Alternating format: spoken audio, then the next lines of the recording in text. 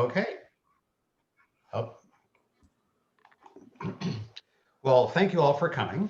And I'm sure much of what I'm about to tell you, many of you already know well, but let's do it anyway. Aaron received his doctorate in Near Eastern Archaeology at the University of Chicago, and he joined the faculty at UCLA in 2005 as an assistant professor, as we all do. He was granted tenure in 2011, was promoted to full professor in 2017, and that was also at the same time that he was appointed the Kershaw Chair of Ancient Mediterranean Studies. He is active in numerous centers and programs at UCLA, quite an extensive list, but let me just mention two, the Coatson Institute of Archaeology and the Alan D. Levy Center for Jewish Studies. Just this past fall, he was a Getty Scholar. He has been a fellow in the Department of Near Eastern Studies at Johns Hopkins University, and he was awarded but declined, I'll let him explain this if he chooses to, an NEH fellowship, but he wasn't done with NEH. He has held numerous grants, both internal and external at UCLA, including an NEH Humanities Collaborative Research Grant, which was a 3-year grant, I believe, and in addition, a grant from the National Science Foundation. So both of these two are quite difficult to get. The success rate is really quite low, and it speaks very highly of Aaron that he has had both. He is very active in publication, and the book that we're going to hear about tonight is his second monograph. And we would be here for probably all of the time he's allotted himself to speak if I were to just recite the titles of articles, reviews, and collaborations, not even to mention a long list of conference papers, invited lectures, and invited papers. The book he's going to discuss this evening, The Amorite and the Bronze Age Near East, is, as he says, something of a return for him to the Middle Bronze Age. And I might, as an aside, mention, and a fine age it is. Having had the privilege of reading from a PDF copy, I can tell you in all honesty that I am soon going to be purchasing a copy for my own personal library, that it is that impressive. Well, I think I've said enough. So without further ado, Aaron, please. Thank you, Paul. Can you confirm that everybody is seeing the screen there, my shared screen? The title slide? I am, yes. Okay, great. Thank you so much. Thank you for that wonderful introduction, Paul. It's very kind of you. I have to answer now because you asked why I turned down an NEH. I did it because of that blue thing at the bottom of the screen. It was one of those unfortunate situations where you are applying for fellowships and jobs and simply couldn't take the fellowship and keep the job. So I took the job. It would have been a wonderful time, and some of our own students have had the good fortune of getting to the Albright Institute in Jerusalem to share their research. So definitely something I look forward to supporting others to do in the near term.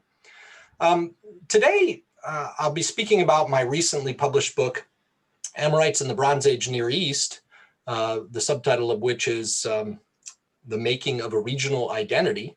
And today I'm giving it a slightly different subtitle to focus on what I can accomplish in what I hope to be a fairly short presentation with an opportunity to answer some questions by those of you who would be interested and would like to probe some of these issues a little bit more deeply.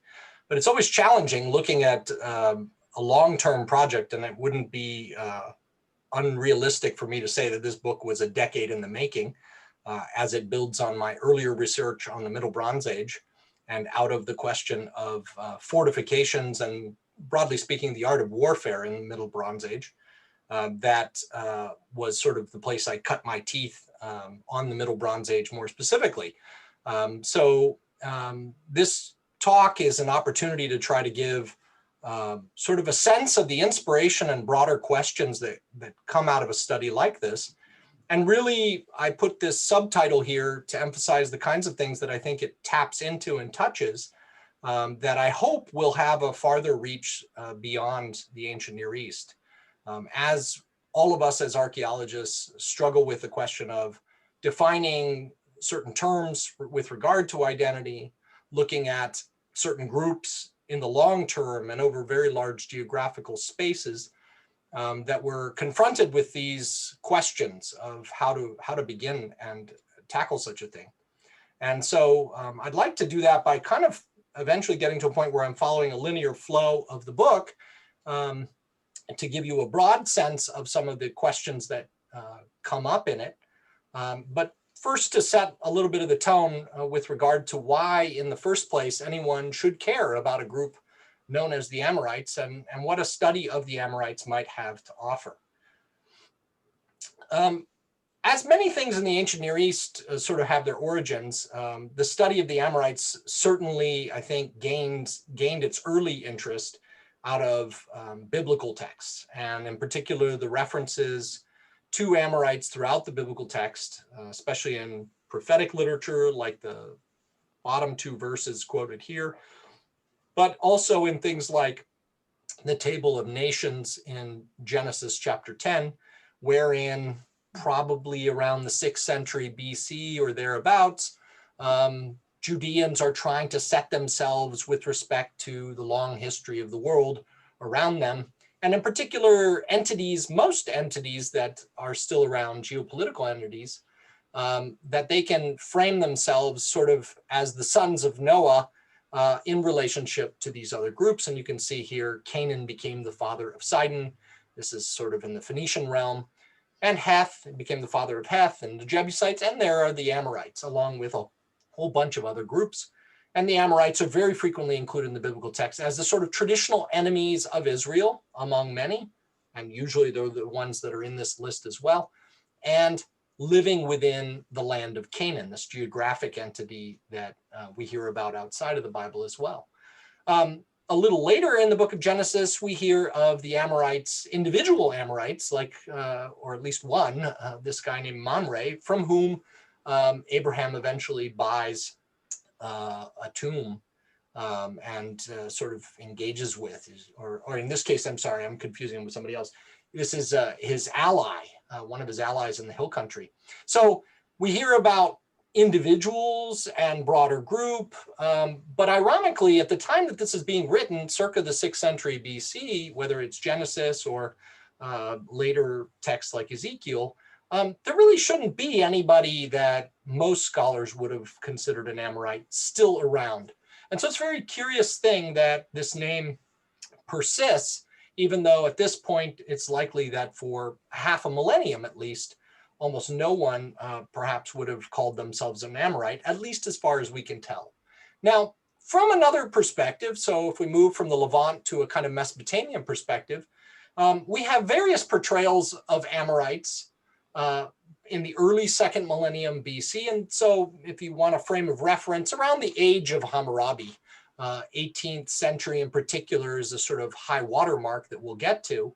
But in that span of time, there's a lot of literature, and in particular, one piece of literature that stands out as sort of quintessentially quoted by scholars with regard to this ancient group called the Amorites is this marriage of Martu. Now, you don't see the word Amorite here, and for those of you who are not familiar with the question, the Sumerian word for Amorite is Martu. This is the oldest reference to it. Later on, it's translated into Akkadian as Amuru, but a lot of times it's even written in the Old Sumerian and read as Amuru in later Semitic texts. So it's a question of writing. And in this particular text, Martu, this goddess, and I'll leave her name out of it because she's really an obscure one in this part of the world, is talking about marrying this other figure, Martu, who happens to be, sort of an eponymous figure reflecting the Amorites. And she's supposed to marry him, or she wants to marry him, but her family doesn't want her to marry him. And they consider the Amorites and his kind to be sort of outside the acceptable bounds. And in fact, at one point of the text, as you see here, he is described as he who dwells on the mountain, having carried on much strife with the Kur, the land. He knows not submission. He eats uncooked food. He has no house while he lives. He is not interred when he dies. How, my friend, is it that you would marry this Martu? Well, it's interesting that this is actually written in the sort of age that some scholars would call the age of Amorites, even if only maybe 10% of the population of southern Mesopotamia at this time is actually Amorite. It is written in this age. And so it's a curious thing to see this sort of thrown around as a sort of negative characterization. Perhaps this was around and this is the way people spoke of Amorite communities, possibly. But the irony of this text is that it's actually triumphalist narrative. In the end, this gal marries that guy.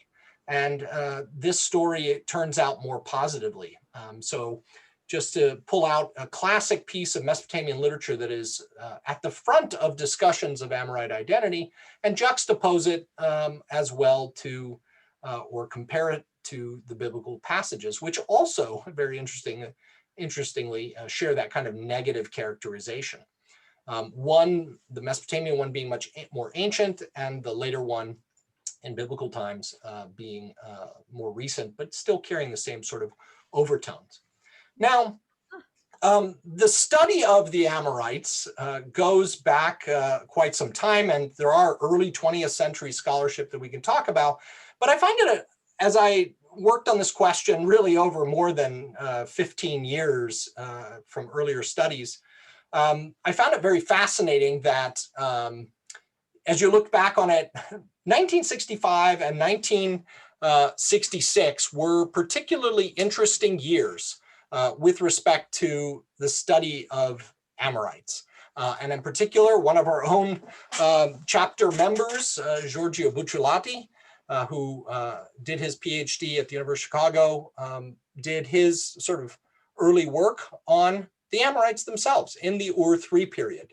And his work alongside scholars like J.J. Finkelstein, who worked on the questions of the genealogy of Hammurabi's dynasty, who himself is reckoned as an Amorite through genealogical lines, or studies of personal names, and eventually even for the realm of the Levant in the western part of South Asia. We have this seminal work by Kathleen Kenyon on Amorites and Canaanites.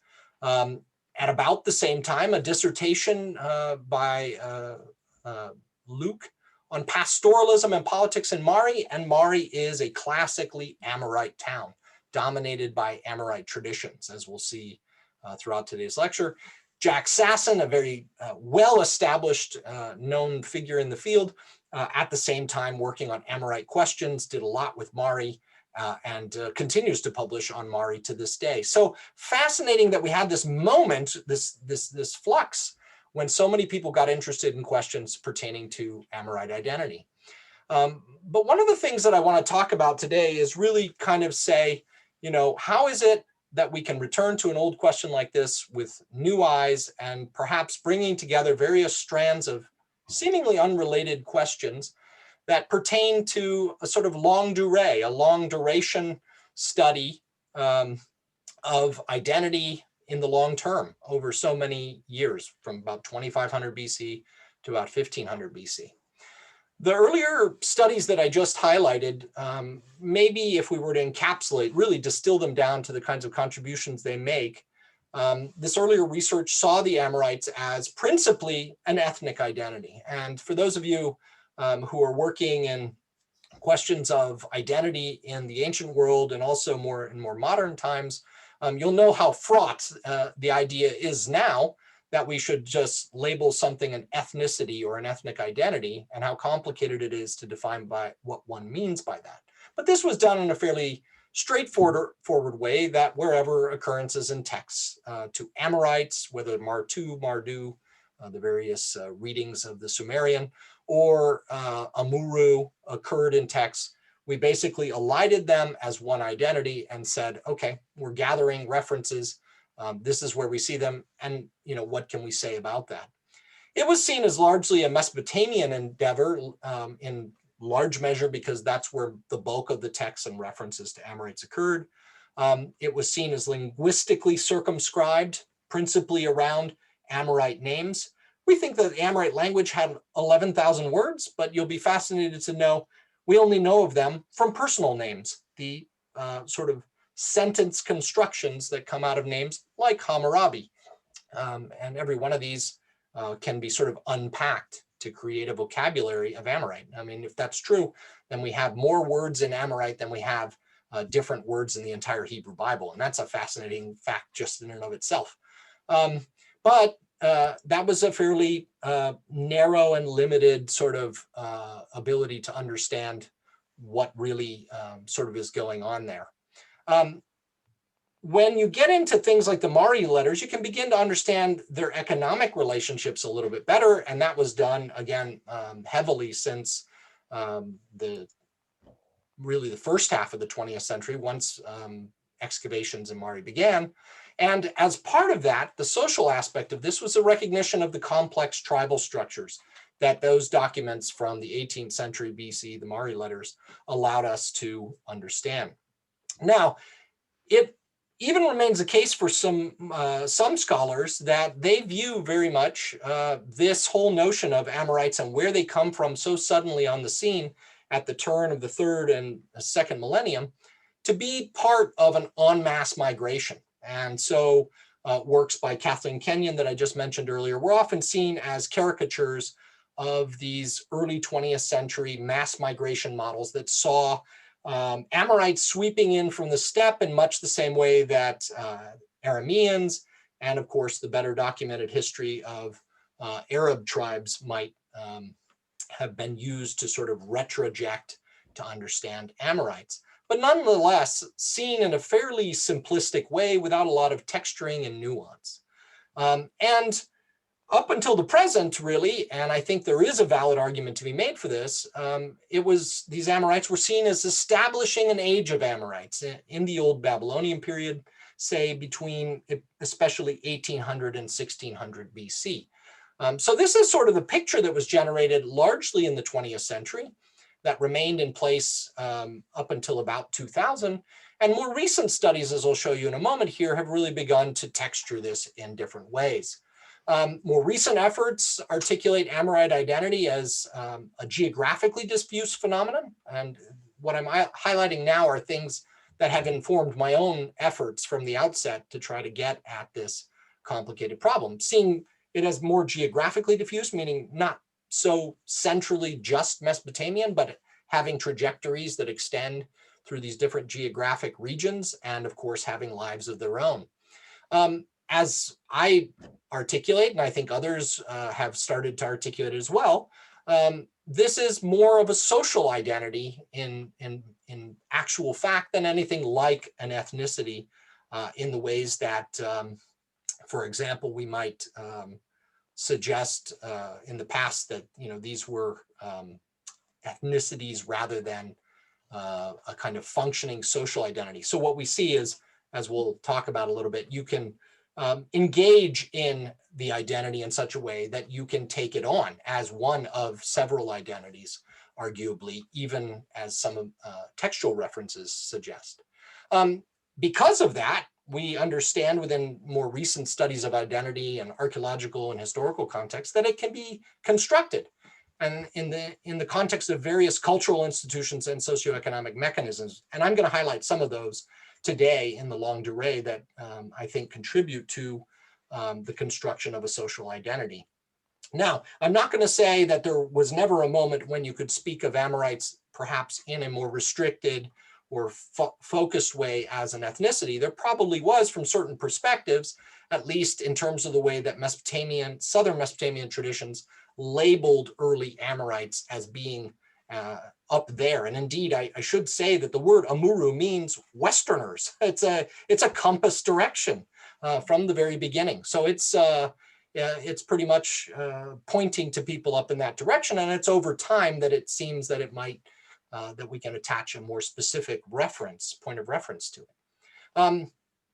Broadly speaking, several of us have moved in a direction to become a little bit more precise about what we're meaning when we're looking at this high age of Amorites between 1800 and 1600 BC. Scholars like Glenn Schwartz and Lauren Risvet have talked about an Amorite oikumene and sort of the whole economy of Amorite activities and engagements that even use a lingua franca of Old Babylonian to communicate across vast distances. There's a whole repertoire of customs and behavior that go there. I've taken it a little bit further by suggesting that many of those behaviors actually have material correlates in what I would call an Amorite koine.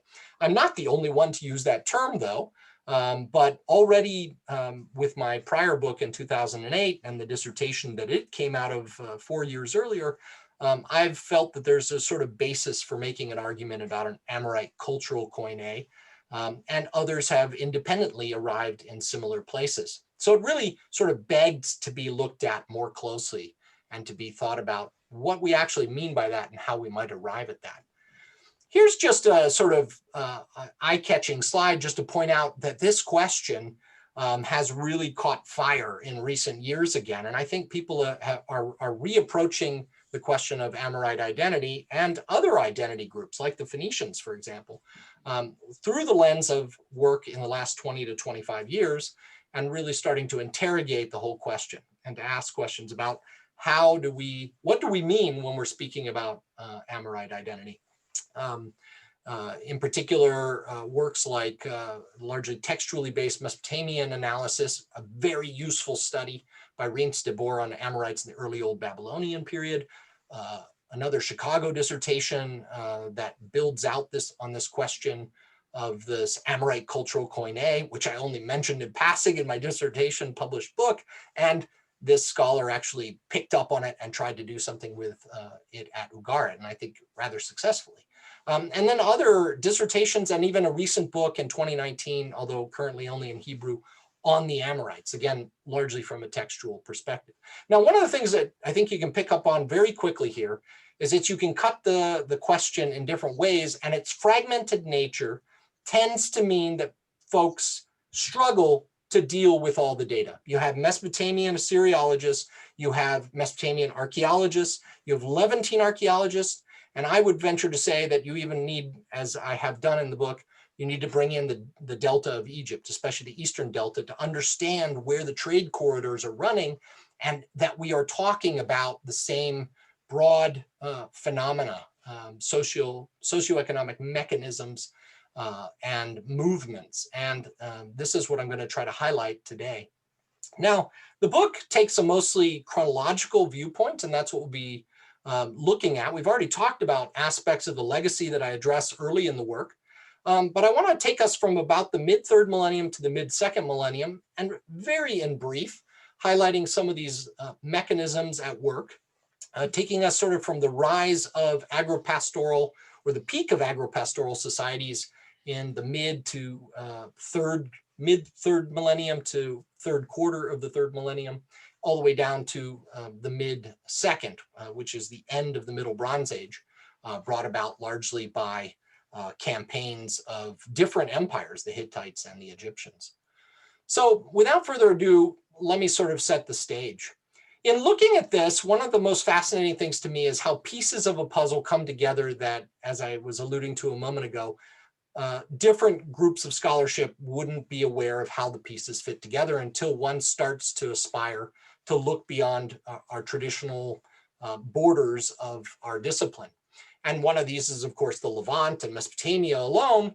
But then you have these unified geographic zones that mean that if you're going to look at a question from a perspective of sort of subsistence and a particular economic approach, as is the case for agro-pastoral communities in the mid-3rd millennium, and some of whom seem to be labeled Amorites, you are going to be engaging across a broad space to try to bring together some of these threads. And one that was brought together in recent years was an idea put forward by Tony Wilkinson concerning an area of limited rainfall, roughly between 300 and 200, maybe 250 to 200 millimeters of rain per year. So here we're talking about,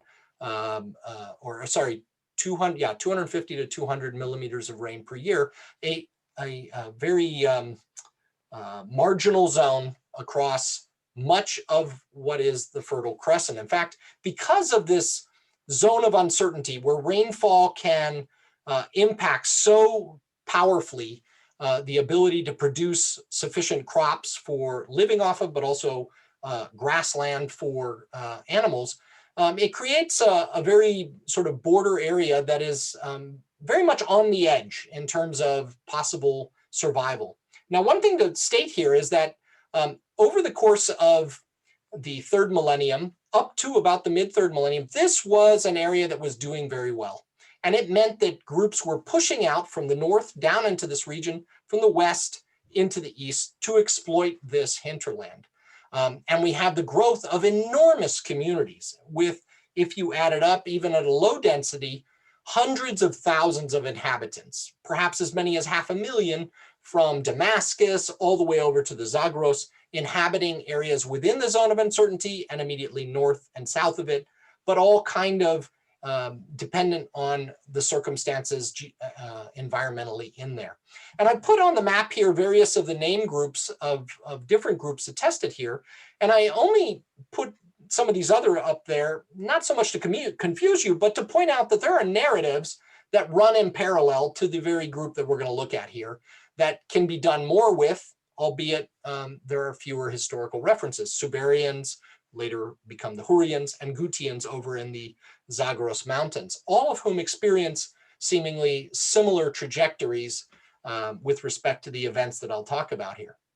Now, one of the things that happened in this area, as we'll see in a minute, is that around 2200, it experiences a collapse that from which it really never really recovers. Consequently, there are sites out there like Al Rauda on the west side of your slide there that we'll look at briefly here, that today you can excavate and there's nothing on top of. I mean, they were literally abandoned around 2200 BC, in a very short order, and individuals went away. And that's the real question: where did they go?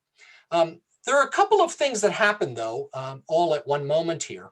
And we're going to look specifically at the site of Al Rauda briefly and trace through something. Here is a geomagnetic prospection image of this. Now, portions of the settlement, actually a modern town on it. So I'll go back here to point out that it's over here in this liminal space. There's actually this feature that was found in the last 10 years called the Très Long Mur, the very long wall. It's a very great name. But this small feature seems to follow roughly the contours of this rainfall isoyet. And it's suggestive of the fact that there's a kind of conceptual boundary here, perhaps inside of which communities existed, and maybe they sent their flocks east of it, but they were situated along it. It's difficult to date this feature, but from what we can tell, it probably dates to this exact period and would belong to the communities just to the west of it. Now, Al Rauda is one of these communities that I was mentioning, absolutely enormous. If you look in the lower right, you can see a scale there of 100 meters. So this is, 100 meters by 100 meters is 1 hectare. I think it's roughly adds up to nearly 20 hectares, if memory serves me. This is a large site within this region, especially when not compared to, say, southern Mesopotamian towns. It is a very substantial site. And there were many of these, as you can see on the map. These are just some of them. This just happened to be one of them explored in the years just prior to the 2010 or 11 circumstances, civil war in Syria. Now, I define these communities that have grown up in this area in the mid-third millennium as agropastoral communities of practice, meaning that they're developing a set of skills and abilities and interrelations that mean, for example, that they are engaged in a common enterprise. They're out here to exploit this grassland. They're living in it, but they're also sending their herds even further out in it. They're doing this for the rearing of sheep and goats for wool. So they're engaged in this common enterprise. And what's fascinating about it, when you think about it, and especially put it into an anthropological framework like the one provided by Communities of Practice by Etienne Wenger, you start to realize that it's more complicated about how these communities would be related. They share in a common enterprise. They're engaging, therefore, in similar risks, exposed to similar environmental detriments. And one thing that these communities also were exposed to were the socioeconomic and even political risks, military risks. The Akkadian Empire comes up in this region around the 23rd century and is very militarily active, to say nothing of communities like Mari and Ebla fighting themselves, as we as we know, was also taking place. So there are these communities that have emerged in a, relatively speaking, unified moment, even if it's over, say, a century or two, that share a lot in common. Their towns are laid out, as you can see here in this circular radial pattern, in a very consistent fashion. And there are aspects of their material culture, consequently, that they share in common. Now, I'm not talking about identical material culture. I'm talking about, broadly speaking, certain aspects. And we're going to look at some of those that are more conspicuous than many others. And they fundamentally share in a kind of historical origin. And I think you can kind of see where I'm going with identity here, that we're talking about some of the same things that we might talk about if we were referring to this as an ethnicity proper. Now, what's fascinating about some of these sites, like Al-Rauda, although Al-Rauda maybe got less excavation than some of the other ones like this site, is that you have these temple complexes that I think you can even see in this geomagnetic imagery. Now, I suggest, and I'm not out on my own in doing this, that these are probably wedded to quarters of the town and are servicing kinship groups within these communities. So we're seeing a reflection of kinship practices within certain quarters of this town. Now, it's not uncommon to have some temples spread out, but what's fascinating about it, if you look at the Acropolis here, you're not seeing the domination of the Acropolis by these enormous big buildings that perhaps are more characteristic of where Mesopotamia, southern Mesopotamia, is at in this cultural moment. And what you see is, I'm not going to call it egalitarian per se, but you definitely see a sort of different layout. It's certainly centrally planned, inspired no doubt by anchor communities to the west, and it may be Ebla and Katna that are participating in this foundation, mostly Ebla, I guess. And so there is this influence from further in more humid zones, but they're exploiting this territory, and these communities are growing up engaged in agropastoralism. Now, one of the threads, and it's only one that I can talk about briefly here and show you some of the imagery that I brought together, that runs from the mid-second to the from the mid-third to the mid-second millennium, as an aspect of shared material culture and the practices that might go around it, including standing stela and commemorative stela, is this development of the direct access temple. In fact, in the prior slide here, you can actually make out the temple within a larger temenos there. I'm not dealing with the particular plan, but here in the lower left, you can see the temple itself. It had a very large open space out in front of it, which is also characteristic of these complexes. And as we'll see, this is the type of temple that becomes extremely common over the course of the late third into the second millennium. And I would argue it's not about a specific worship of an individual god or whatnot, but rather an adoption of a conspicuous form of material culture and architectural style monument that becomes something desirable as part of competitive emulative practices. In this early stage, in the third millennium, I would argue that it is fundamentally wedded to local customs that have been carried out to this margin and eventually will be carried elsewhere when this margin experiences decline. So on the left side, you see some of the examples that I've gathered together from the Levant. On the right side, other ones from Upper Mesopotamia at this point. And this is the type of temple that was fairly common. Now, you might look at them and go, well, some of those walls are much bigger and some are much bigger than others. This is true, but in general, conceptually, these temples are different than a lot of older temples where they look like houses and they don't have the regularity. These are direct access temples that you approach the god who would be, the image of whom would be established in the back on some sort of podium. And in concept, it's a completely new way in the third millennium of approaching or thinking about the deity in the deity's dwelling.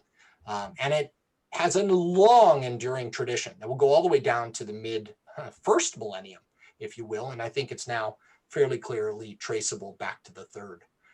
Now, what happens at 2200 BC that sets the dominoes in motion here and becomes this kind of historical experience, a second historical experience, the founding and then the decline of these communities that many of these communities might well have sort of remembered. We don't have any direct memory of this event, but we do have a shared experience that might explain individuals leaving these communities and heading to adjacent communities. Now, around 2200 BC, we have a major geologic event or event that's measured geologically that involves climatological decline. And it's something that has been measured across the globe and comes from sort of different sets of sources. It's actually named the Meghallion after a cave in India from which a substantial bit of the data originates from speleotherms. But it is something, as you can see on the right side of the slide, that is picked up in various other proxy data, whether it's the Sorek cave in Israel or Lake Van up in Anatolia. We have different ways of measuring what's going on in the ancient Near East at this time. It's even been implicated, although it's still, the verdict is out, in Harappan decline and other conditions there. So it's an interesting event. Now, one thing to keep in mind, though, is that this event probably did not have the same effect everywhere in the world. So we shouldn't be expecting, because there's aridification in Mesopotamia and the Levant, that it will be arid everywhere else. If to make my point here, I would only point out that when we have a La Nina or El Nino in the US, someone else may be having floods when we have drought. And when we have drought or when we have rain, they may be having drought. And there's these interesting correlations or opposite effects. And this is something to keep in mind when considering this. For a long time, this event had been downplayed, but it is now widely recognized to have occurred. The real question becomes, what was the material impact and how far did it go? I'm not arguing that the Akkadian Empire collapsed as a result of this event, but I am saying that there was a contraction, as Tony Wilkinson and others have documented in their own studies, of the zone of uncertainty.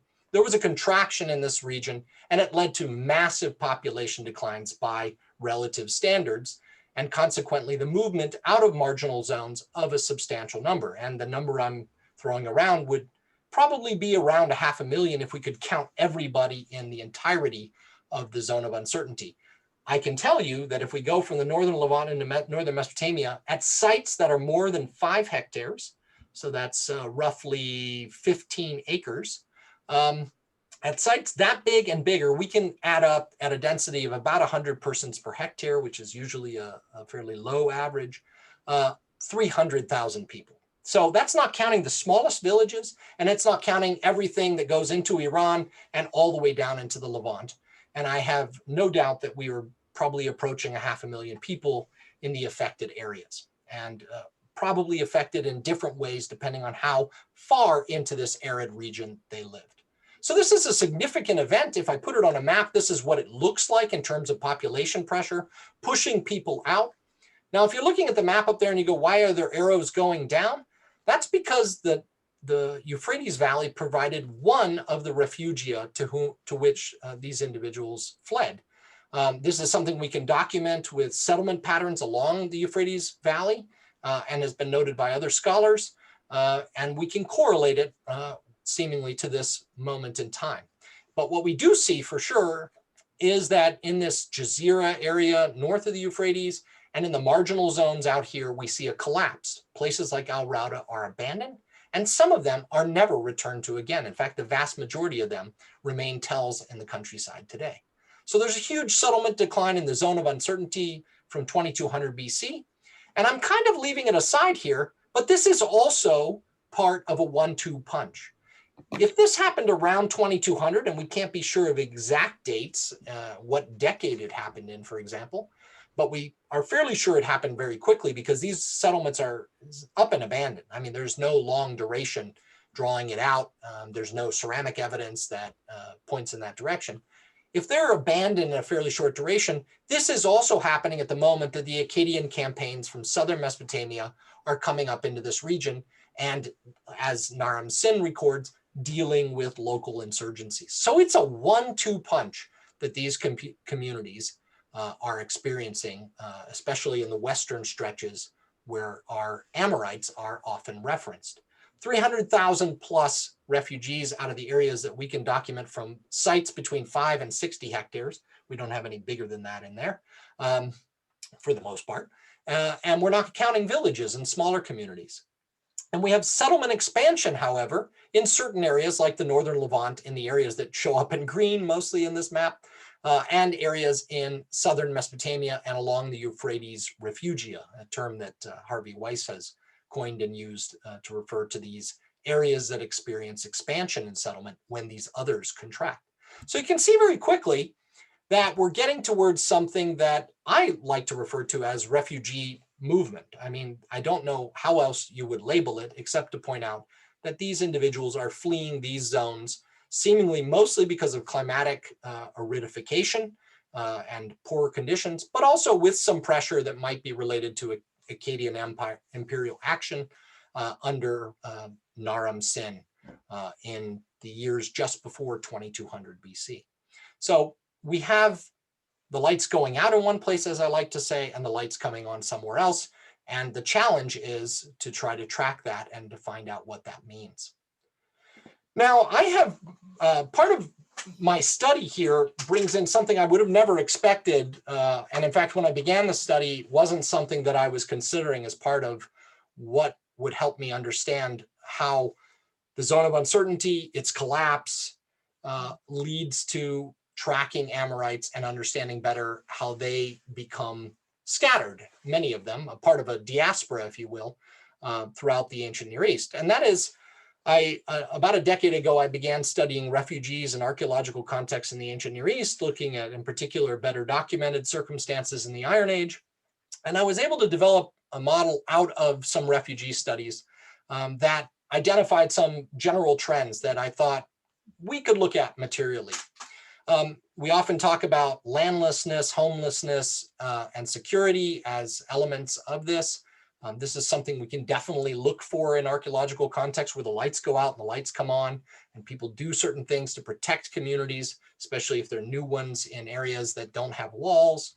How they try to deal with their homelessness and building their own homes. There are some terms here that sound anachronistic, but they have their correlates in the archaeological world. Joblessness, I love that one. That one, of course, a very modern term, but this really for the ancient world has to do with the related risk to which refugees are exposed, which is food insecurity. And we as archaeologists refer to subsistence. There's issues of social marginalization that might show up in different ways archaeologically and also in textual sources. I think the story from the marriage of Martu kind of points in that direction. Issues and risks of increased morbidity and mortality. Will we see that in the archaeological record? This has been the one that is, I think, no matter what period you're dealing with, the most difficult to identify because people can be buried in places that have nothing to do where people end up with. And then, of course, mortuary practices, oftentimes, if they're not highly ornate, are not well preserved. Lost common property is a fascinating one because, as we'll see, this involves things like losing those temples and having to rebuild them or find a way to recapture that element of daily life and community property, if you will. Community disarticulation is also an interesting one because here we're imagining that these communities are not moving en masse from one place to another and keeping their communities intact. It is very difficult from everything we can see in modern refugee circumstances for that to be done. And in fact, most of the time what you have is just that, community disarticulation, a breakdown to nuclear families, and sometimes even less than that, as people scatter to survive and to find new avenues for subsistence and survival. If we're looking at this in the context of Amorites, in brief, I'll just point out that we do have some interesting correlates to this, some things that I explore in much greater detail in the book. We have the settlement pattern shifts, the movement from the arid zones, the growth in the refugia over the course of the century that follows. Eventually, we have in southern Mesopotamia towns with Amorite names and settlements that grow up around established towns that now carry Amorite names. So some fascinating work has been done there to document those. The question is what those phenomena reflect. Another one is, to do with joblessness. What do, individuals who were engaged in agro-pastoral behavior do when they no longer have their pasture lands? I argue that a big part of this is mercenarism that we can see from southern Mesopotamia all the way straight over to Egypt, where Asiatics are engaged in mercenary behavior in the late 3rd millennium and early 2nd. We have evidence of increasing factionalism eventually with the growing power base of warlord Amorites in southern Mesopotamia who rise to power from this kind of marginalized status, collectively gathering their groups into meaningful factions, political and military factions. Overall, it's difficult to get at this question of morbidity and mortality. In fact, we may very well be losing people quite literally on the way. And consequently, by the time we get to southern Mesopotamia or these other refugia, we're probably looking at Amorites communities that are, those who are still alive, surviving, and producing material culture. But of course, we may well have lost folks along the way. And the question is, would we ever really see this morbidity, mortality? More than likely, this population that was once 500,000 probably wasn't 500,000 when they settled down and relocated in various places. When it comes to lost common property, abandoned burial grounds from these old places and the temples might become some sort of symbols of things that we might expect to look for in new territories. And there is some argument to be made for certain practices like burials and especially temples that are re-articulated in new lands. And this too is sort of an ongoing research question, I would say. Concerning the community disarticulation, it's fascinating to see that if we look at textual studies like Reince de Boer's study of early Middle Bronze Age or early Old Babylonian Amorites, we find that we have low percentages of Amorite names in places like southern Mesopotamia, but more as we move up the Euphrates. We go from 10 to 40% at least by the time we get to Mari, and plenty more once we get to the Levant. They're never a majority, at least, in most cases, it seems that we're dealing with a fraction of communities, but it is fascinating that you can actually see these sort of disarticulations in terms of even just the accounting of names. Now, I'm being very brief here as I'm covering things that I spend quite a bit of time on in the book, but to give you a glimpse of the things that I found useful in trying to track these groups of Amorite social groups as they move out of these spaces. Now, in the late 3rd millennium, early 2nd millennium, one phenomenon that scholars have talked about for more than half a century, and certainly since the work of Kathleen Kenyon, Amorites and Canaanites, is this phenomenon of warrior burials. Now, this can be a catch-all, and it can be used kind of sloppily. But generally speaking, we're talking about adult males who are armed and given certain burial in a very distinctive fashion. And here on the left, you see one that's actually a very nice one from the Delta of Egypt, the Eastern Delta, the site of Avaris, Tel Ed Daba, excavated since the 60s, about the same time. What you have here is a single male. If you see on his hip there, he has a dagger, and this is the dagger up above. A very distinctive dagger, not much more than a foot long, that was characteristic of these types of burials. Sometimes they also get a chisel sort of axe like this. And this individual even has a scarab, and on that scarab, written in Egyptian, is Amu, deputy treasurer. Well, very interestingly, Amu is the word for Asiatic even in Egyptian. So the question is, was this his name, or is he getting a kind of gloss as Amu? These are not uncommon at Avaris, and in fact, I'm just showing you one of the more conspicuous ones that even includes these equid burials outside, which are another aspect of sort of cultural practices often talked about in connection with Amorites. On the right, you see from the Middle Euphrates near Mari, the site of Baguz, excavated very early in the 20th century, that has a number of these as well. Again, individual male burials with axes and weapons. Here are some from northern Israel at Gesher, Rehov, and we have many more. Very often they carry these so-called duckbill axes. Duckbill because, and here's a very small one up here, because they look like a duck's bill, and they're very tiny, but still very effective for the weight that they carried. Now, who are these individuals and why should we be talking about them? I have long thought that it's very curious that there is this extremely diffuse phenomenon from the delta of Egypt all the way over to the middle Euphrates, and in parts of Mesopotamia, even a few attestations of these features in burials in central Anatolia.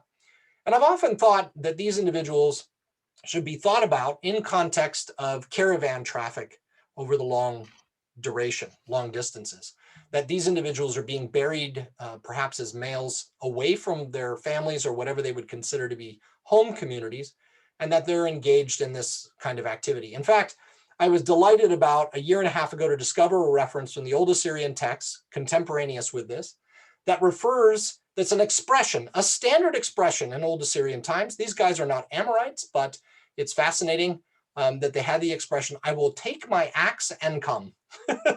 I will grab my axe. I think it's axe, not dagger, and I will come. It's just sort of like, I'll just, gear up, let's go. These individuals are very clearly connected with trade from northern Mesopotamia all the way into central Anatolia. And there we have very amply documented the full array of responsibilities these individuals had. They had to protect themselves on the roads. They had no special, detail per se in their case.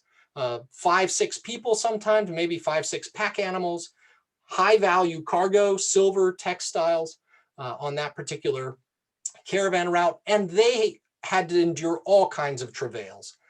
This was an age at the end of the 3rd millennium and early 2nd millennium when empires are failing. So we had the Akkadian Empire, the Ur-3 Empire succeeds for, less than 100 years at the end of the 3rd millennium. And individuals are really having to take things into their own hands. So I view this largely as an age of insecurity, especially for long distance endeavors, that requires a level of protection for any kind of caravan activity. To sort of back this up, not only do we have these tombs spread across a huge distance of males bearing these weapons, but we also have evidence from contemporaneous sources, as in this tomb of Khnum-Hotep in the 20th century BC, in which we have Asiatics depicted. And I'm happy to say that this illustration has actually been improved in a republication that just came out a couple months ago in Basor, the bulletin. But we also have inscriptions that are in early alphabetic script. I'm even venturing to guess that this is actually an Amorite inscription from Wadi al-Hol, upper part of Egypt, Middle Egypt. And in it, we seem to have references to the scribe of the Amorites, a title and occupation that we see in Mesopotamia as well. So there seems to be a context here for a need, a sort of security environment that really needed individuals to bridge the interstices between big and strong states, solid states, in an age of transition before the rise of new powers, largely at the hands of Amorites. Here is another very often discussed image from a tomb a few decades later, Khnum-Hotep II, in which we see Asiatics delivering things, and there's their quintessential pack animal. The camel was not yet in use and domesticated, at least in use in this area. And you see their female Asiatics and their very colorful garbs, because not only were they producing the textiles in the coastlands, they were actually dyeing them in various colors of purple and red. And you see their children, and they are being registered as they move between one county or nome in Egypt to another. And in fact, even the document over here on the far right can be read, and this refers to, there's even a name of the individual, Abshah, which is a good Amorite name, fitting into this context. So this chief guy right in the middle at the bottom there, his name is Abshah, and he is bringing these individuals in. You see they are well stocked with their protective weapons, axes, spears, and so forth, the very things we actually find in tombs. So it seems, I would argue that mercenaries, I'm going to coin a word, merchants and mercenaries were a big part of this transition, as we see enterprise engaging long distance trade, persisting in doing the things that were done in the 3rd millennium, but now having to do them in an age of a certain degree of insecurity. And through this, I would argue, as we see in this illustration, these Asiatic mercenaries, who probably in this case have nothing to do with trade, we see the growth of opportunity for individuals as mercenaries. Now, I want to stop here in a moment because there's only so much I can talk about here, but I'm gliding over the fact that Professor Bucciolati's own work in this, Amorites of the Ur-3 period, highlights, and was one of the earliest to highlight, that we have Amorites serving in mercenary capacities for the Ur-3 dynasty in the 21st century BC. So this is from southern Mesopotamia to the delta of Egypt, a moment at which mercenary opportunities are abounding, and Asiatics, specifically those under a banner of Amorite, seem to be benefiting from this moment. In fact, it's to the point that by the early second millennium, we see the establishment, with little information about how it happened, the growth of whole communities in the southern Levant, so on the road to Egypt, at least if you do the coastal road, and I think they were using both the coastal and the maritime from the evidence we have.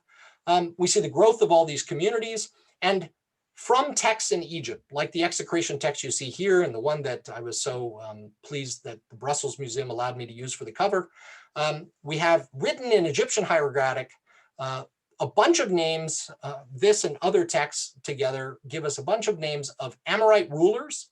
That means their names are linguistically Amorite, although written in Egyptian, pegged to communities throughout Canaan that allow us to say that the rulers of these places are linguistically, certainly, at a minimum, identified as Amorite. And then the question becomes, looking at the material culture of these sites, are we able to generate a better picture? And I would argue that we can. So let me return us to one thread of evidence that I think pulls through much of what's going on here, and that is the continuation of these temple traditions. On the right in particular, you see the site of Pella in Jordan, and I think if I go up a slide, I can actually, yes, thank you. It's actually there on the east side, about halfway between the Sea of Galilee and the Dead Sea, over in what is today Jordan, just off of the Jordan Valley. And at the site, excavations since the 1980s have now exposed a sequence of temples that goes from the first part of the second millennium all the way down to the mid-first millennium. There is some deviation in design there eventually, but there's a sequence of rebuilt temples that follow this long arcing plan. And these are, of course, to pick up the thread that already ran through the third millennium. Now, why do I bring up temples if I didn't make this clear earlier? The significant thing about temples, and this becomes clear throughout Old Babylonian sources, Amorite rulers of Mesopotamia and their contemporaries, that building temples was done through royal patronage. And that means that if we're talking about individuals who are identifying through their naming traditions and other aspects of their behavior and mortuary practices as Amorite, then we're seeing a continuation of earlier traditions here in these practices, that these are royally sponsored endeavors. Even at small sites, and here I'm deviating from Stephen Falconer's work, for those of you who might know something about it, he talks about Tel El Hayat, which is not so far away from Pella, as something done on a local tradition. I would say, forget it.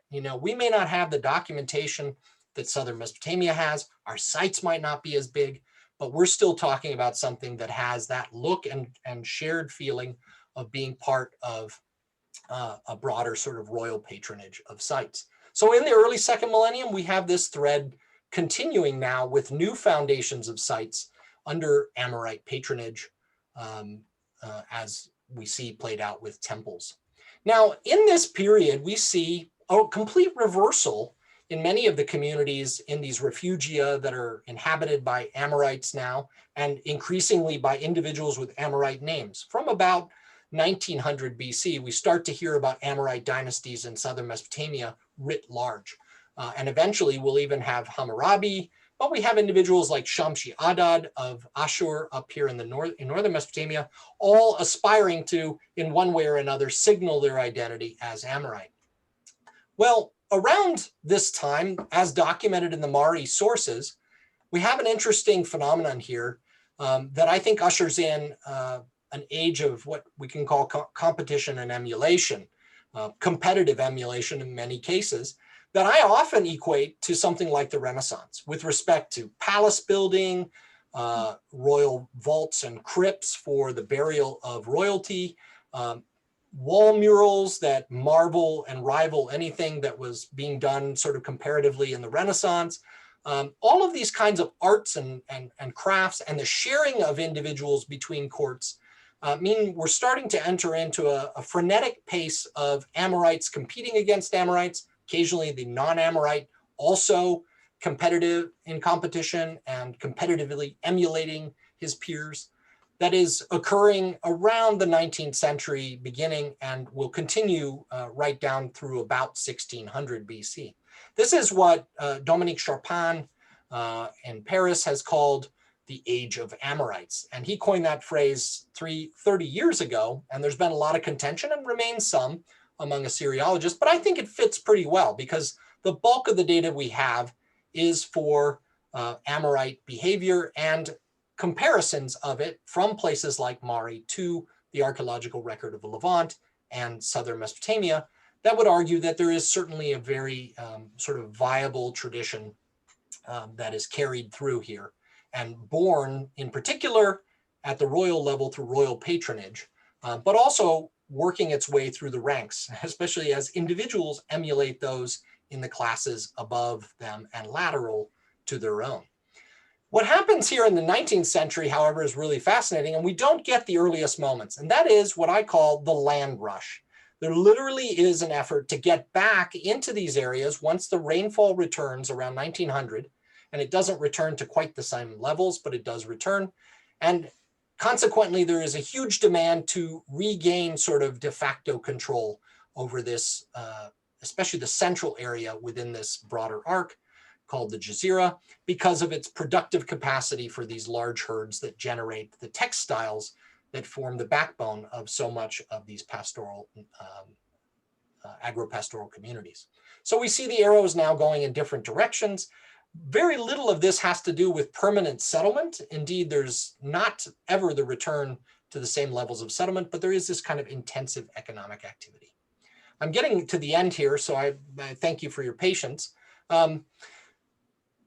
This competition is a big part of what I call the Amorite koine, this set of shared material culture that one can identify across so many of these communities, from the Delta of Egypt to the Delta of the Euphrates, if you will, going into the Persian Gulf, is what I call the Amorite koine.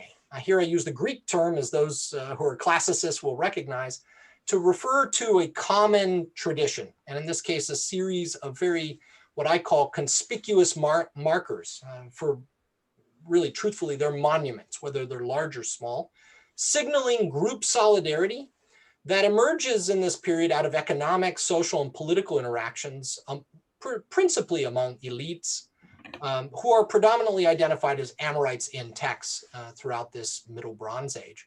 And some of the threads that you can see here that have persisted throughout this narrative are sort of an art of war, fortifications and weaponry. There's iconography here that persists, even if the practices change somewhat from the late third millennium into this period of Amorite rule. But there has been noted, and again, this is one of those cases where I'm using a lot of other people's work to try to bring this together into a sense of a shared set of traditions. Palatial traditions with respect to architecture and the organization of palaces, but also even within those, the ways that courts function and kingship was perceived, something that really does co-opt and adapt late third millennium traditions like those of Gudea and the Ur-3, and even before them, the Akkadian Empire. Temples, as I've noted, burial customs, standing stone traditions, commemorative stela that are sometimes occurring with these temples, even if they have variations highly inscribed in southern Mesopotamia, almost and effectively aniconic over in the Levant, they still are occurring in the same context and presumably are functioning in similar ways in their different capacities. We have literary traditions that are directly wedded to scribal practices. That's a topic that really is another lecture all by itself. Very clear indications of social order, and here in a moment I'm going to show you exactly what I'm referring to here, from the Code of Hammurabi or the Laws of Hammurabi all the way through to Hatzor as of 2010, we have laws at Hatzor in northern Israel that echo the laws that are similar to those of Hammurabi. So there is a koine, a commonness here to these engagements and traditions. And the development, of trade colonies that I think are a big part of the sort of inner workings of the sharing of these traditions. Here in a nutshell are two figures that I put together for my work, talking about temples in the Levant and those in Mesopotamia. Now, I want to point out something really quite fascinating here. Both of these images are in the same scale.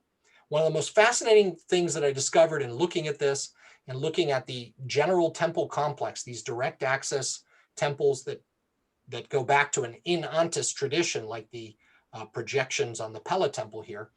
I will pull this a little bit more and you can see this red highlighting. This is the temple within a temple complex. This is the Enki temple at Ur, and it is in the same scale as the Levantine temples. Now, why should that be at all significant? Mesopotamia communities are enormous by population sizes when compared to Levantine traditions. However, if you notice one thing about the temple complexes on the right that share in this direct access tradition that by this point has become prevalent, even in the Giparu at Ur in the center of it. You have other ones built into the back at the Nerebtum at Ishali. You have several examples of them all over the place, northern and southern Mesopotamia. And they're always in these complexes that reveal that they have much larger personnel groupings and cult of officiants than you do in the Levant. And yet the temples are conceptually, ideationally the same. They're sharing in a very similar sort of style and tradition. So this one I found pretty amazing, and it's not a topic that is undiscussed. People have talked about the comparative similarity of these temple types. They've seen the third millennium connections, but again, it's bringing it into the conversation with this spreading of Amorite traditions. And here's one of my last slides that I want to point out. I was talking about these legal traditions that come out of an Amorite world. Ray Westbrook, a couple decades ago, wrote about the fact that even Roman law owes something all the way back to Near Eastern law. There are ways in which you can see the traditions building up to a sort of common law and legal tradition. Now, we're very familiar with the Code of Hammurabi, the laws of Eshnunna from the city of Eshnunna in southern Mesopotamia, a series of different laws around 18th, 17th century BC.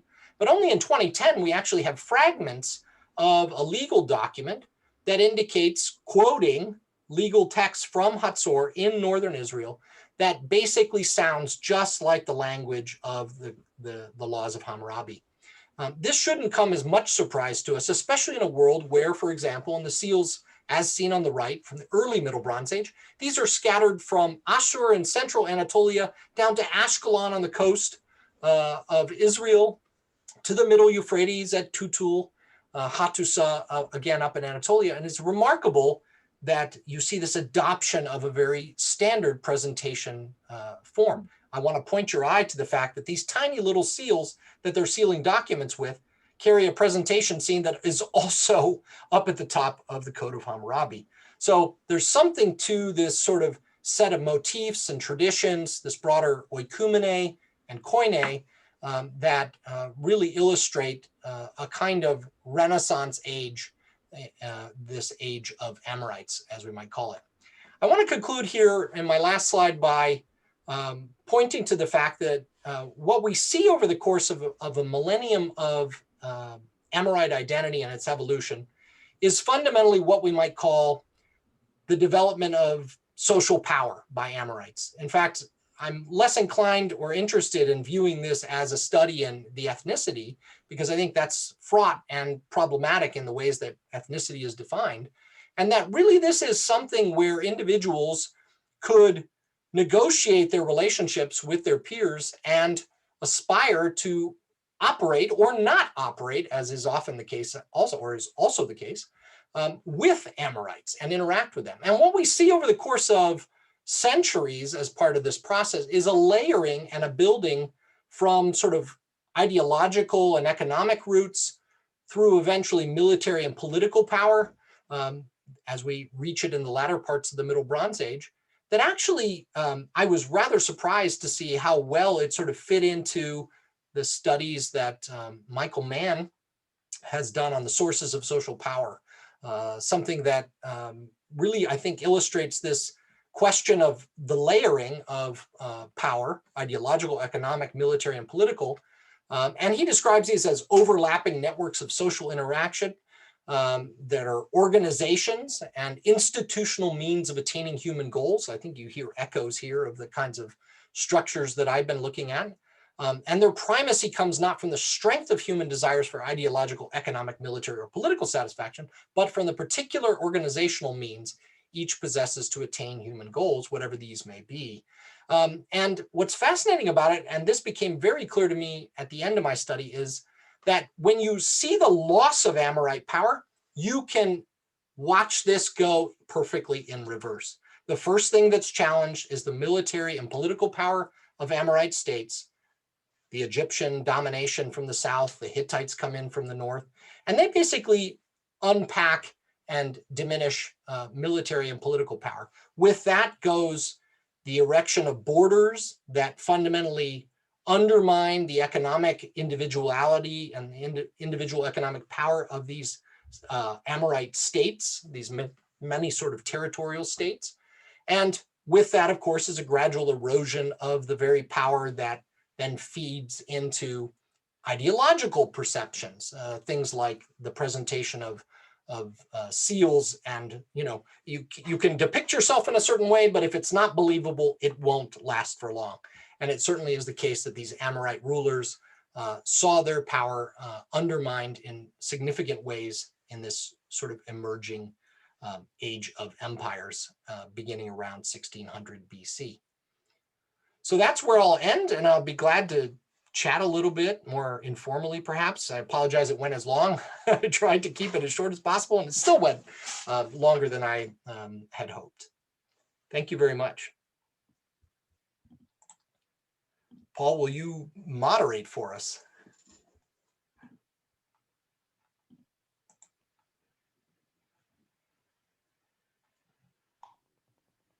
Here I am. I'm back. All right. Yes. Are there any questions for Aaron?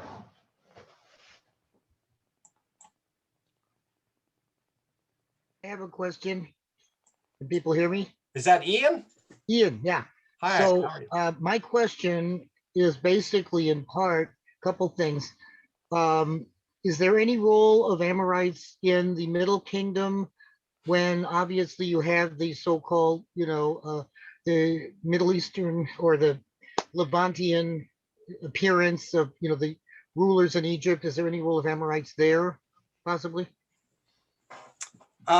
In Middle Kingdom Egypt, so I have a pretty lengthy discussion of this and trying to interact with it, because Middle Kingdom power extends not in a imperial fashion, right? A little bit more ad hoc because our sources are weaker. So we're talking, for those of you they're not familiar, Middle Kingdom's roughly 2000 to 1800 BC, the 12th dynasty, roughly.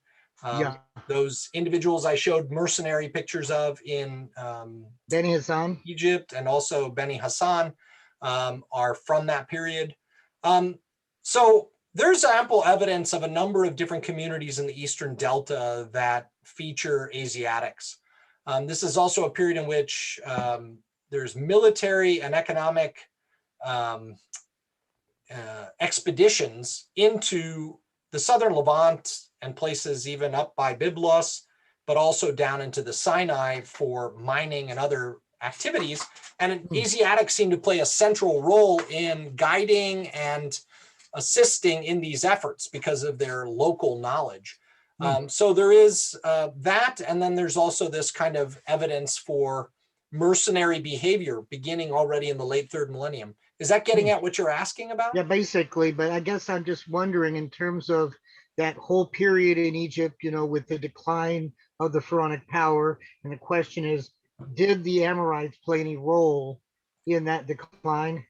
No, I don't see Amorites causing the decline. No, I see Amorites as large. I mean, some of these communities, I think there's going to be a component of them that are refugees pursuing after a refugia, just like there were ones in the Middle Euphrates and southern Mesopotamia. I would argue a substantial bump in population is to be connected with movements of Amorites and others like Subarians and in the east and Gutians. But no, I'm not at all arguing that they are leading to the collapse of anything. If anything, they are beneficiaries, obviously beneficiaries of the collapse of the Akkadian Empire, to some extent beneficiaries of the collapse of the Ur-3 state.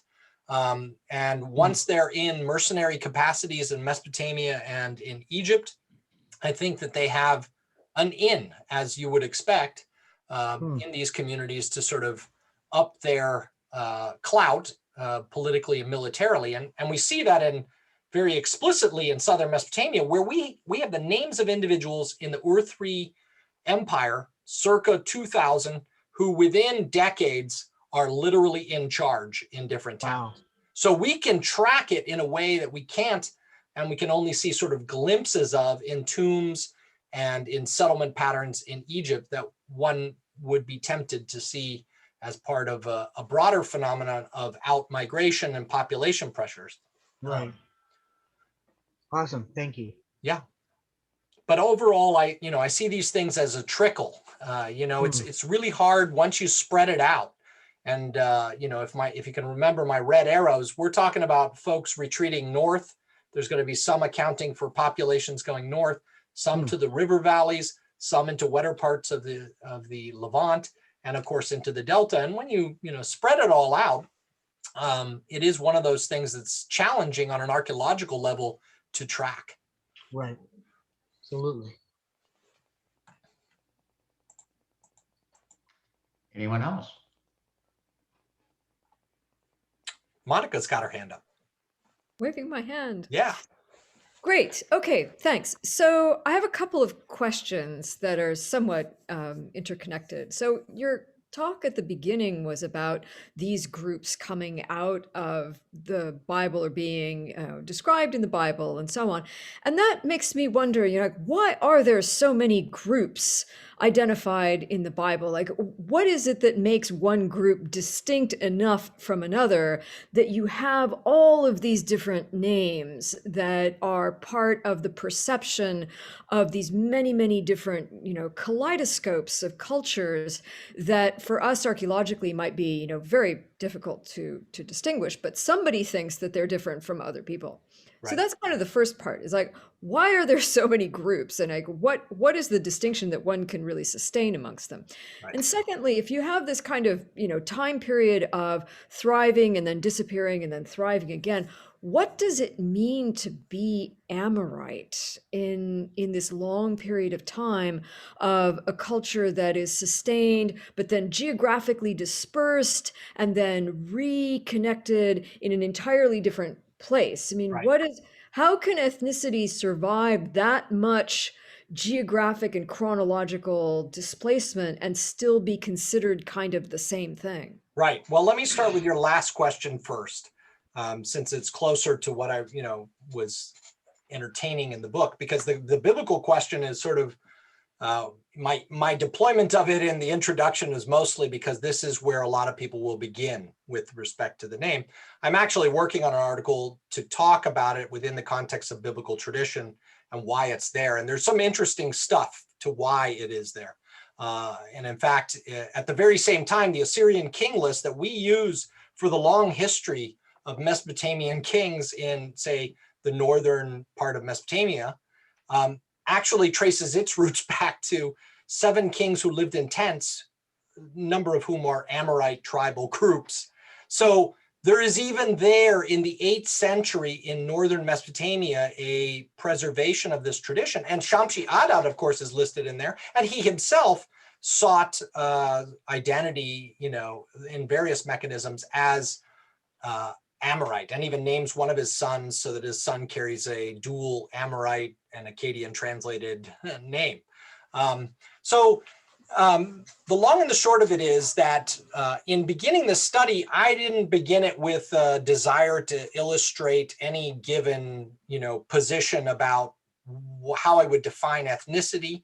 I was predominantly interested in understanding, to what extent can we correlate the relationships between these forms of identity, and then what did it mean, as you asked, in each period. Now, I probably didn't do it really well in an hour for an entire book, but basically every chapter in this saga, if you will, fundamentally stands on its own. It's the challenge of stitching the narrative across those bounds, but those bounds, as you tell them, sort of overlap at times. And so if you're going to talk about the early second millennium, you're going to reach into the late third to try to pick up some of those trends. And then the question is, can you make anything of it over geographic bounds and over the divisions that occur within the various textual corpora? I mean, long and short of it, Monica, Cambridge suggested that the subtitle should be The Making of a Regional Identity. In fact, my book title was completely different before it was this Amorites and the Bronze Age Near East. I liked Migrants, Merchants, and Mercenaries, the making of a social identity, or Amorite social identity. And in fact, this is probably what I am talking about throughout much of the book. But to my mind, that's why social identity, as sometimes inchoate as that term can be, at least doesn't carry the baggage of ethnicity, where, in ethnic context, as I read, Jonathan Hall and others dealing with ethnicity, what I see is a label that, at least preserved in most of the texts where we garner a sense of what ethnicity is. It's somebody labeling somebody else and enjoying putting a convenient label, them Westerners, we're going to go, wallop next month up the Euphrates, the Amuru. And then suddenly it becomes, it can become an appropriated term that over time, even in the Ebla text in the 25th century BC, we have Ebla referring to individuals as Amorites. We could reference Amorite kings in their region, tribal groups, and economic interactions. So even by then, by the mid-third millennium, people had picked up on the term and said, sure, you can call me Amorite, but it does morph. And these violent transitions, I mean, to go from agro-pastoral communities and see populations being forced into more humid zones, then the pivot economically to things like mercenary activity. Not obviously everybody is doing that, but the fact that that becomes such a prevalent form of behavior in this period, along with related activities, caravan trafficking, guiding, and mining expeditions, all these kind of expeditionary duties that are so well documented from Egypt to Mesopotamia. It's fascinating to see that, we're trying to understand how people are dealing with it. Now, to answer your question another way, and something I really kick to the side here because it gets so into the weeds textually, I deal with it in the book. That is, you're right. At one level, Amorite becomes this, like, we're Amorites, let's have a conversation as Amorites, if we're kings. But when I go home, I'm going to talk about my tribal identity, which is subsumed as Amorite. So I mentioned earlier in the lecture, town in southern Mesopotamia, or at least a good example, is the well-known city of Sippar. Sippar ended up with two suburbs that bear Amorite tribal names, Sippar Yahrurum and Sippar Amnanum.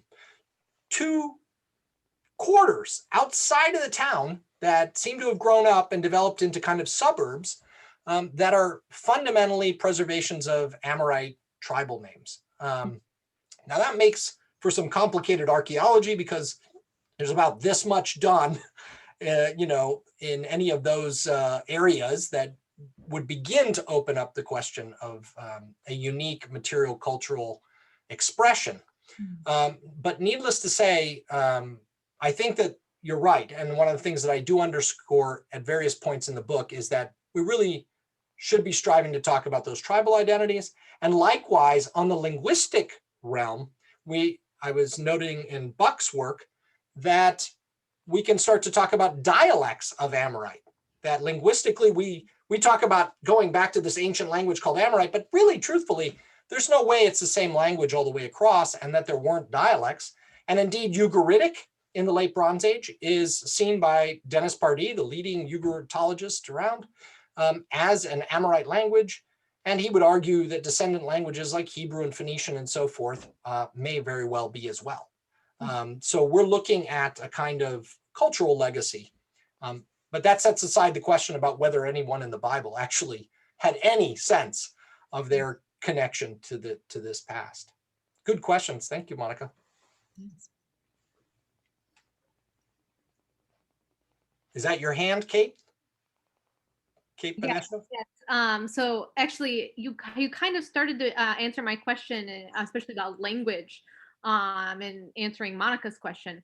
But in regard to the inscription that you pointed to, the alphabetic inscription, and seeing it as an indication of an Amorite language, how much language ideology do you see with this social identity of the Amorites? And even among the various dialects that one would find. And I of course, I'm going to bring up Aramaic because it's me. Do you see this in developing in a particular way against other languages that are going on in the region around this time? So again, is there a sense of a language ideology in the inscriptions that you find? The language ideology is that nobody wants to touch Amorite with a 10-foot pole. I mean, I learned, and I can't see all the participants, so I will be, reserved in my comments. But I understand that one of the German scholars who's done an incredible amount of work on this, Michael Streck, had published in 2000 a book that I regularly consulted throughout the work, and I think it was called Volume 1. And I wondered when the next work was going to come out, and then I learned that the volatility of reviews by colleagues basically sort of, made him uncomfortable with proceeding further. And that's just a real pity, that something can become so fraught politically. But the truth of the matter is, Kate, I'm not qualified to answer your question linguistically. I would defer to Giorgio if he were here. I think we're only at the cusp of it, having looked at, and worked with Mary Buck's recently published dissertation out of Chicago on the question related to Amorite as she sees it in the Northern Levant.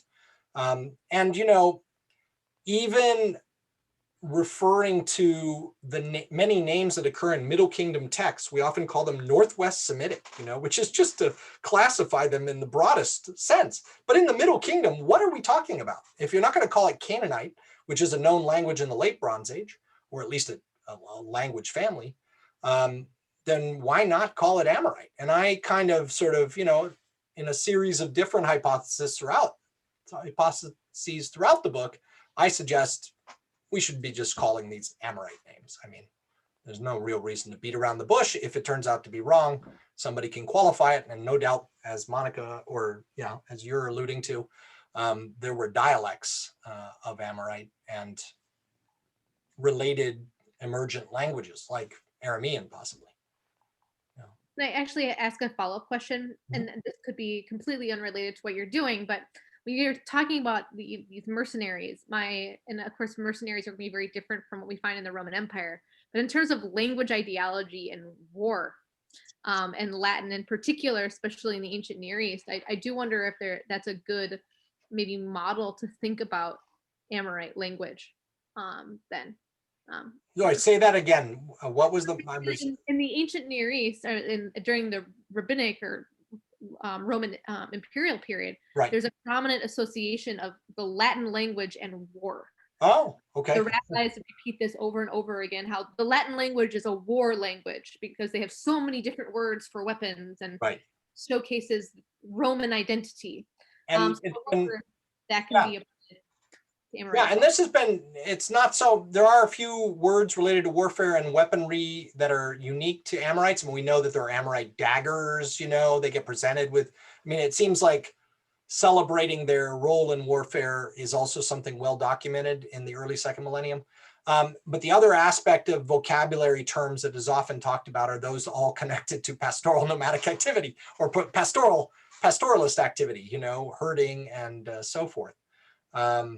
There are some very useful things to be gained from all that. But again, I think we can also fall back on the tropes that the Mesopotamian texts provide us that give us the box that then we stay inside of. And so one thing that I've tried to do is to track not only the trajectories of the communities that identified from an early stage as Amorite, but then also how that spins out. And I often worked with the sort of image in my head of a meteor coming into the atmosphere and how it busts up into pieces, but maintains a certain shared trajectory. Some won't make it all the way down to the ground, but there is that kind of sense of, and in looking at this late third millennium sort of 1-2 punch of Akkadian and imperial efforts, plus the scales tipping in climate, I mean, you know, it looks big to us, and that's why many scholars really did not like entertaining Harvey Weiss's ideas. And in fact, I came from an institution that shot his ideas down very early on in the 90s. And I just followed the data and said, look, what he's saying is not, you know, you step back at a global scale, it's not that big. But as affecting the communities who were poorly placed to deal with this transition at the edge of marginal lands, they were most vulnerable, right? And today, if we look at climate change, you know, the concern are lowland communities that would experience high water rising levels. And this will probably happen much more slowly than anything that was happening, for example, easily inside of a generation, if not a decade, in the Near East. Well, I can't raise my hand for some reason, so I'm just going to blurt out. Excuse me. This loosely relates to what Monica was bringing up too, and about otherness, and you know, why so many different peoples. Has there been much genetic work, genetic studies done that you're aware of, Aaron? The genetic studies that have begun are mostly related to the Phoenician question. But when they talk about Phoenicians, say in Sidon, where they've been doing some of this DNA work, they've been basically very consumed with the idea that they're actually not Phoenician. They're actually, you know, Amorite age, early second millennium from tombs in Sidon. They've been caught up with the idea of continuity, showing that the local population still shares a lot of genetic material. And a few years ago, Science News asked me about this. What do you think about this? And I said, my main concern is that you'll lose all the mechanisms that would begin to explain why that should even be so. You know, with all of the vectors of movement through the Mediterranean over effectively 4 millennia, there's no way you can just say people hung around. Now, you know, there's that wonderful study from England where the Neanderthal was, you know, the local guy was apparently very genetically close. I don't know if this has been corroborated to, you know, some bones found nearby. And I'm sure there is a certain gravity that one might be able to argue in lots of contexts. But I very much doubt that, you know, skipping right over all of the movements of European groups back and forth across the Mediterranean, that it's fair to say that continuity just sort of explains, you know, the complexity there.